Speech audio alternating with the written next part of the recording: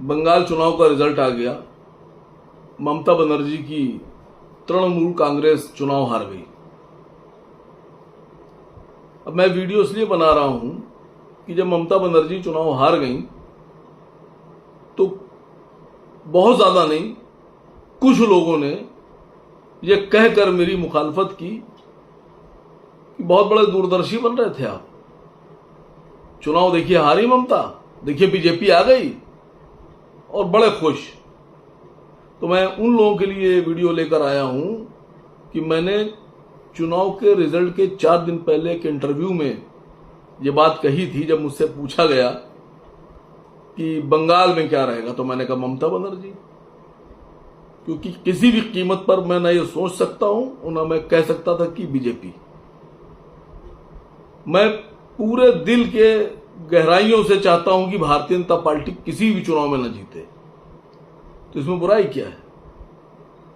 दूसरी बात, जो लोग कह रहे हैं कि आपका प्रोडक्शन, आपकी दूरंदेशी, तो मैं उनको बताना चाहता हूं कि मैं आज भी अपनी उसी बात पर कायम हूं कि ममता बनर्जी की 250 सीटें आ रही थीं।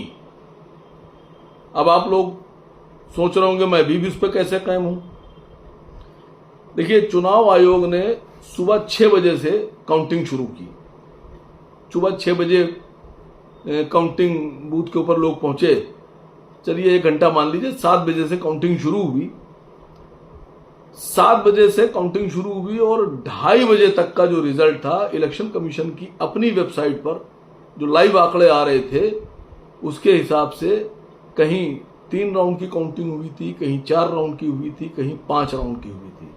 आप सोचिए कि सुबह 7 बजे से शुरुआत हुई काउंटिंग की। वैसे तो 6 बजे होगी, लेकिन 2:30 बजे तक के 3 राउंड और 4 राउंड और 5 राउंड की काउंटिंग। इतनी कम स्पीड, स्लो स्पीड। और उसके बाद में जब शिकायतें आई और लोग अपने बूथ पर पहुंचे तो शिकायतें ये आने लगी कि टीएमसी के एजेंट्स को बाहर निकाला जा रहा है, खदेड़ा जा रहा है लाठियों के बल पर मारकर। ममता बनर्जी ने कंप्लेन की कि कैमरे बंद करके उनको लातों से और घूंसों से मारा गया। एक मुख्यमंत्री कह रही है, ये अभी मुख्यमंत्री थी, कि मुझको मारा गया थप्पड़ों से, घूंसों से और लातों से। ये संकेत है, आगाह हो जाइए बाकी लोग। और मैं फिर कह रहा हूं कि 250 सीट टीएमसी जीत रही थी। अभी तक तो हम लोग ये सोचते थे और ये सुनते थे कि जो मशीन है इसमें गड़बड़ करके, इसमें इधर उधर करके चुनाव जीता जा रहा है। लेकिन अब इस चुनाव से एक बात और सामने आ गई कि मशीन ही नहीं, अब बल प्रयोग से भी चुनाव जीता जा रहा है। आपको जबरदस्ती बूथ से बाहर कर दिया जाएगा, जरूरत पड़ेगी तो आपसे हाथापाई की जाएगी, मारपीट की जाएगी, लाठी चलाई जाएगी, लेकिन चुनाव आपको नहीं जीतने दिया जाएगा। यह संकेत खतरनाक संकेत है भविष्य के लिए, लोकतंत्र के लिए, प्रजातंत्र के लिए, देश के लिए। यह खतरनाक संदेश है। इसको समझना होगा कि क्या अब आगे के इलेक्शन मशीन के साथ साथ लाठी से भी होंगे, बंदूक से भी होंगे। 2.5 लाख की फौज उतारी जा रही है, सिपाही उतारे जा रहे हैं, सीआरपीएफ उतारी जा रही है। और दूसरी बात, मैं आपको एक बहुत अहम बात बता दूं, मैं अभी भी कायम हूं इसी बात पर कि 250 सीट टीएमसी। अगर ये इस तरह से चुनाव न जीता गया होता। और दूसरी एक अहम बात बता दूं कि जिस वक्त मैंने ये इंटरव्यू दिया और ये वीडियो सामने आया, यूट्यूब पे अपलोड हुआ, तो मेरे पास मेरे ही एक साथी का फोन आया और बड़े गुस्से में कहने लगे, ये आप क्या कर रहे हैं, आप टीएमसी को जिता दे रहे हैं, ये कौन सी बात होती है।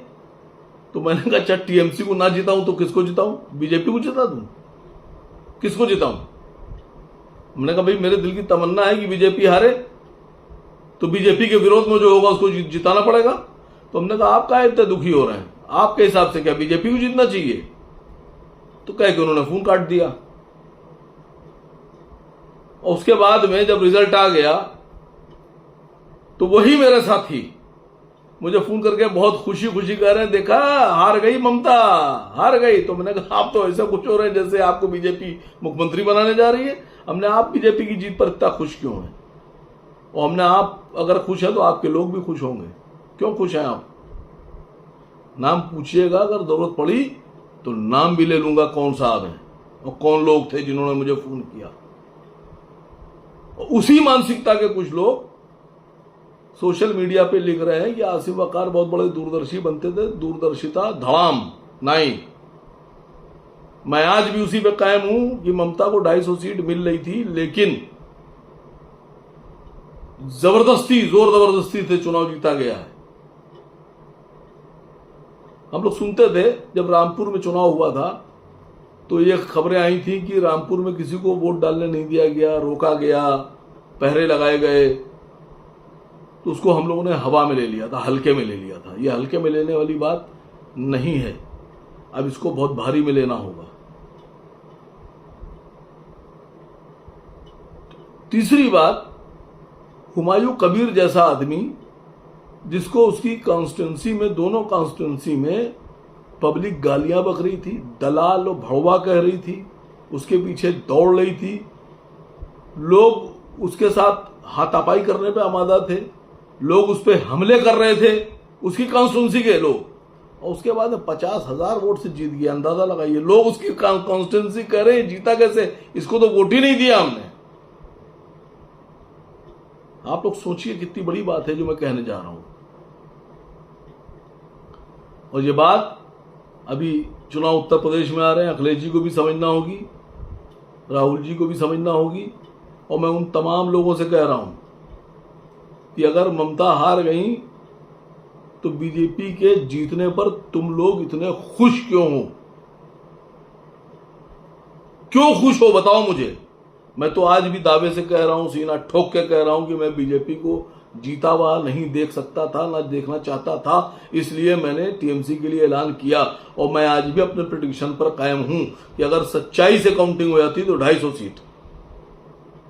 लेकिन तुम लोग बताओ कि जो तुम लोग सवाल खड़े कर रहे हो मुझ पर कि तुम भारतीय जनता पार्टी के साथ क्यों हो, उसकी जीत के साथ क्यों हो, और टीएमसी को हराना क्यों चाहते थे, ये सवाल मैं छोड़ के जा रहा हूं और इस सवाल का जवाब देश मांगेगा।